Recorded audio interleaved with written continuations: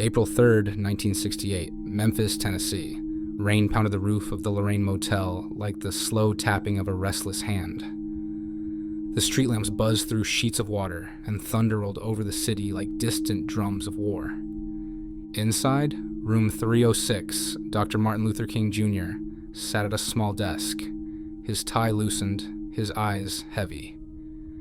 He had just returned from the Mason Temple, where he'd preached, "I've been to the mountaintop." His words still lingered in the air. "I've seen the promised land. I may not get there with you." He knew he was being watched. He always was. The FBI files, the phone taps, the threats that arrived by mail, by whisper, by glance. But tonight, it wasn't the fear of men that unsettled him.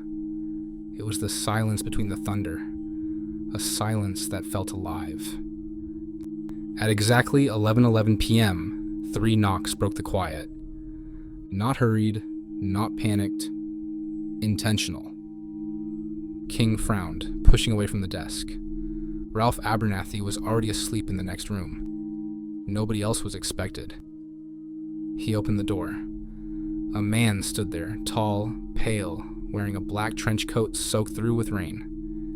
His hat shadowed his eyes, but when lightning flashed behind him, they glowed faintly like polished amber.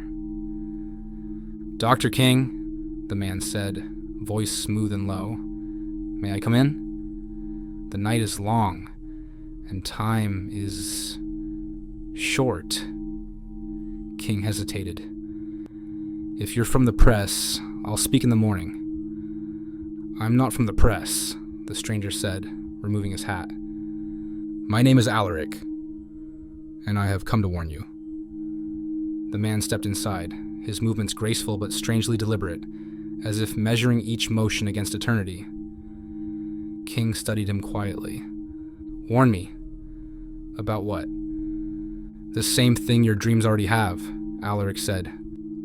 "A man will kill you tomorrow. A rifle. From across the street." King's heart clenched, but he did not move. "People have said that before." "Not people," Alaric replied. "Monsters." King arched a brow. "I've seen plenty of monsters in my lifetime, sir. They just happen to look like ordinary men." The stranger smiled faintly. "Yes, that's the tragedy. Some of us stopped pretending long ago." For a moment, King saw them.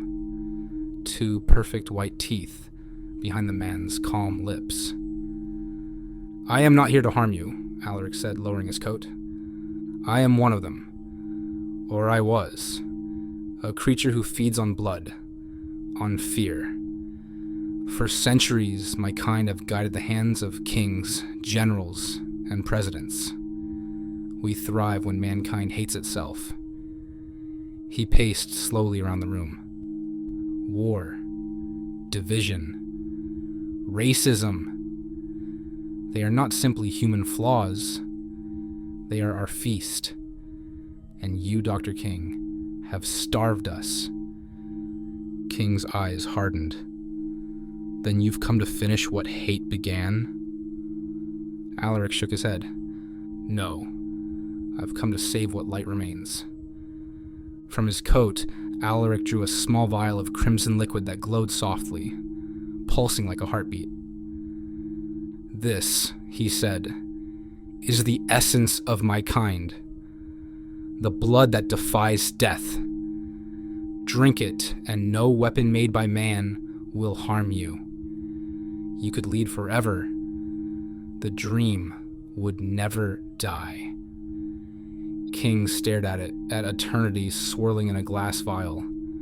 The temptation was real. Immortality meant time. Time to heal, to rebuild, to finish what he'd started. But something inside him, the still, small voice of conscience, spoke louder. "Forever isn't freedom," King said quietly. "It's another kind of chain." Alaric's face softened with something close to grief. "You don't understand. The bullet will come. You can't save your people dead.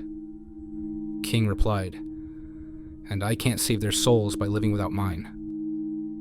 Thunder boomed. The lamp flickered. Alaric's gaze turned distant. I have seen civilizations rise and fall, Reverend. Rome burned, empires drowned, revolutions died beneath new crowns. But no man has ever frightened the darkness like you have.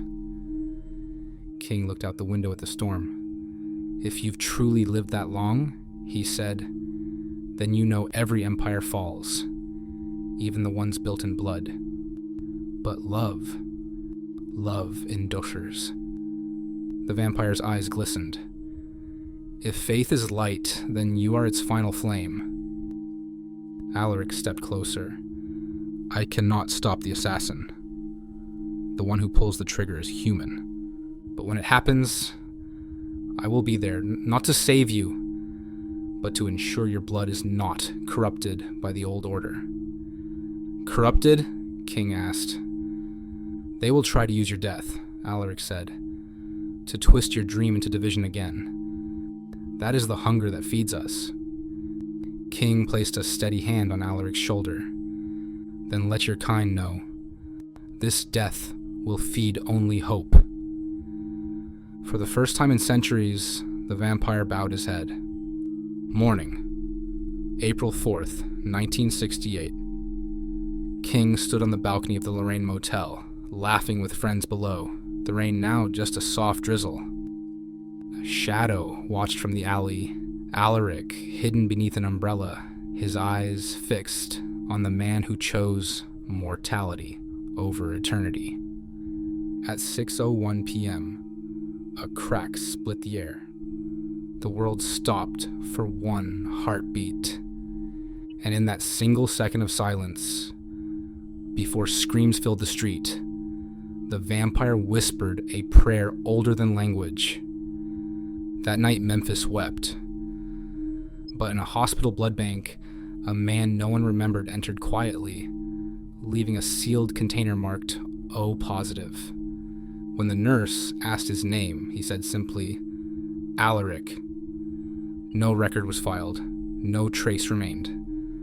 But that same blood saved a dozen lives before morning. Half a century later, an archivist restoring King's papers at the King Center in Atlanta found a small envelope tucked inside a worn journal.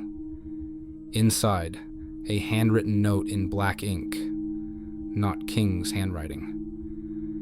You were right, Reverend. Light endures. I have not fed since that night.